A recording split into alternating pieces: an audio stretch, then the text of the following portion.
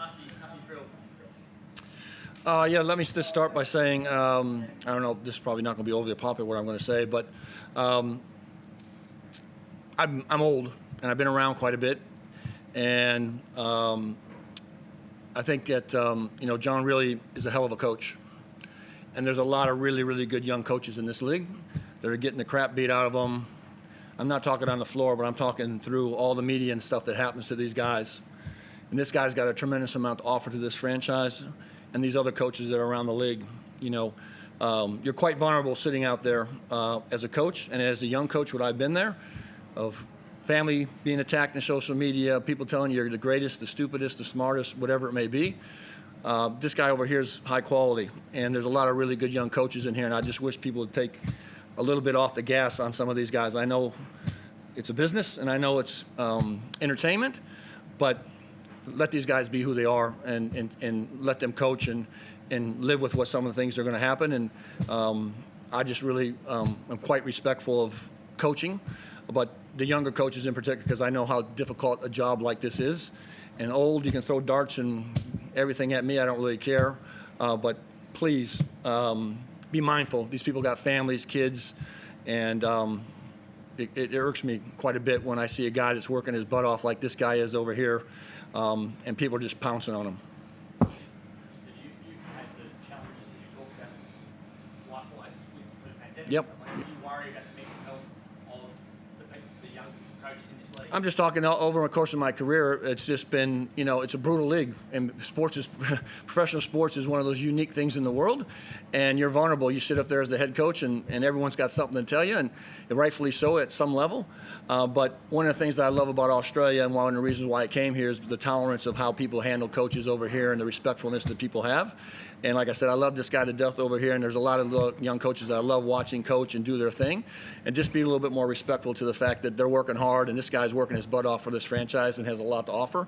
And I just hope you guys, see that, and the people around the country actually see that and are respectful of it. That's all I'm asking.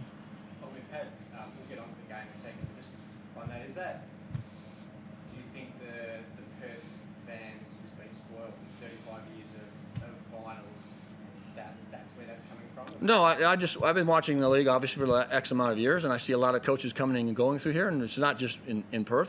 There's a lot of young coaches in this league. There's only a couple old farts like myself, and I don't know how old Vickerman is, but I don't want to throw him in my category. But there's a lot of really young, good coaches, and they need time, and they need support, and they need everything that has to happen. And patience is not a great thing at sometimes, and I get it. I do get it.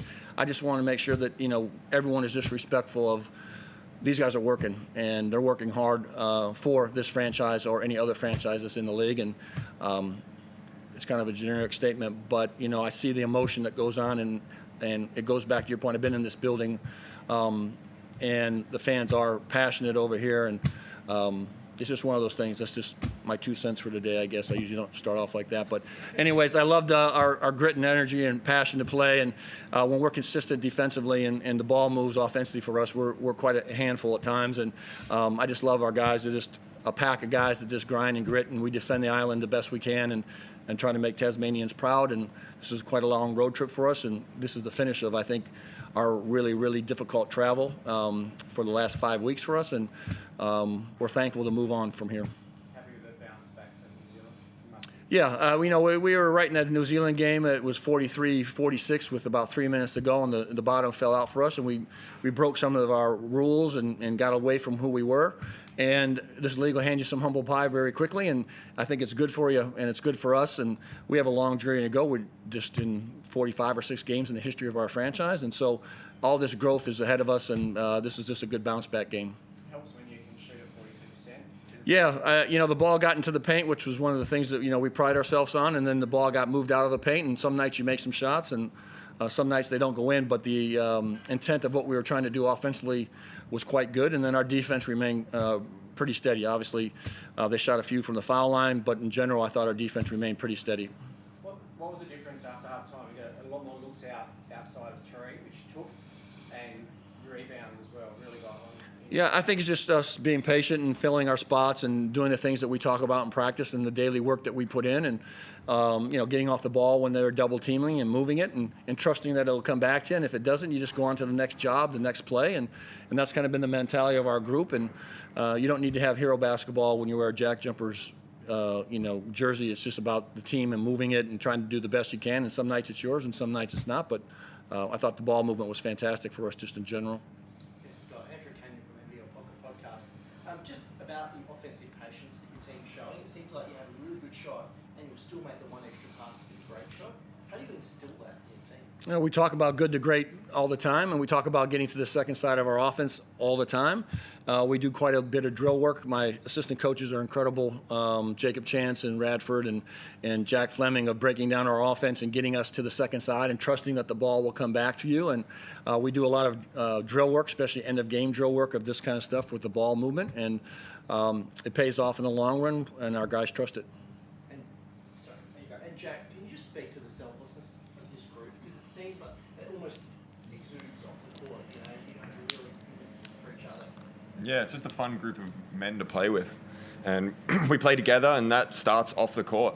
Like, there are some teams that guys don't get along off the court and can perform on the court, but we're a group that genuinely has fun. We love hanging out. We have an optional dinner, and almost everyone goes. Like, that's just what's going on because we enjoy being around. We sit together in the airport, and we have fun when we're playing basketball, when we're hanging out, and I think that's a very big part of sharing the ball and playing together out there.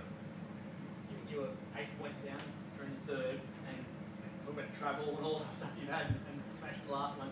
How do you then build up the confidence and momentum to get that back and then just drive them home? For me, I would just say, like, doing my job. Like, for me, it's pretty simple out there. I know if there's certain things I don't do, like, I'm going to be out of the game or it's going to be on film, and so I just make sure I'm doing those things. And then on offense, I'm always trying to get a shot up. Like, so I'm just running around trying to shoot the ball, and I'd focus on those two things and let the rest just happen. Thank you very much. Thanks, guys. Have a good evening. Appreciate it. Bye. Oh, sorry. Brent from Zoom, you're up now. Good. Thanks for hanging around, Coach. For my question, much appreciated. It is late. It's 11:35 here, yes. Just, you touched on it a little bit before, but is the most pleasing part of all this that you're 5-4 and you've got your most difficult, arguably the most difficult part of the season out of the way now? Well, the most difficult part of travel, all the games are difficult. The travel is what we've kind of gotten away, and now the next 2 months we don't have as quite amounts of bouncing around. It's the season completely is difficult. Every game is difficult. It's just the last 5 weeks our travel's been quite unique, and I'm happy that part's over with, because when you sit in, I found out in Qantas, when you sit with the letter E with your seat name attached to it, you're doomed. That means you're in the middle of an aisle and you fly 4 hours, and I'm 6'9" and fat, and that's not a good deal for me. And so I'm happy that these longer trips are over with, and I'm trying to avoid the letter E as much as possible. No, he takes my seat, and I sit in the middle, and I have to put up with him on every flight. Tell him the truth. What did we do last time coming from Auckland? Took a nap. Yeah, exactly. But anyways, yes, whatever the question was, I got. Response to a smack in the mouth in New Zealand, we know that, but you said you went away from some rules over there. What were those rules? Can you just give us a quick rundown of what you spoke about after that game and before this game? Well, if I told you the rules, Brent, I'd have to kill you, so I'm not going to do that. But basically, it's just cultural things for us that we're trying to establish game in, game out. We have some very standard defensive rules that are not breakable in my eyes, and we got away from a few of those. And then our offense, the ball died. But on top of all that, New Zealand is a heck of a basketball team. They are playing at a very high level, and they're going to be a handful all year. And they just smacked us. And so again, the teams that navigate hard, I think, are the teams that will end up being at the end of this season in good spots, and the teams that can't handle hard are going to struggle. And for us, we got smacked around, and this is a good response for us. And just last one from me, I know you've got a lot of respect. Obviously, haven't been there in the past, but we've got a pretty good record against them now. A couple of wins over there, and beat them by 30 down here a couple of weeks ago, so you must be pretty happy that you can, you're beating some very good teams at the moment. Well, again, it's not anything with Perth or any other thing. It's just you're traveling on the road, and again, they're very difficult to win some of these games, and that's more important to me, really, anything else. I love this franchise over here and respect the guys that are still in that locker room that I had a chance to go to war with, and everything that has been built here. But you get a road win, I don't care where, it's hugely important. See you Saturday. I'll be there. Sorry guys. Yep. Yeah. Yeah, Mike, I just got one for you, Jack, quickly.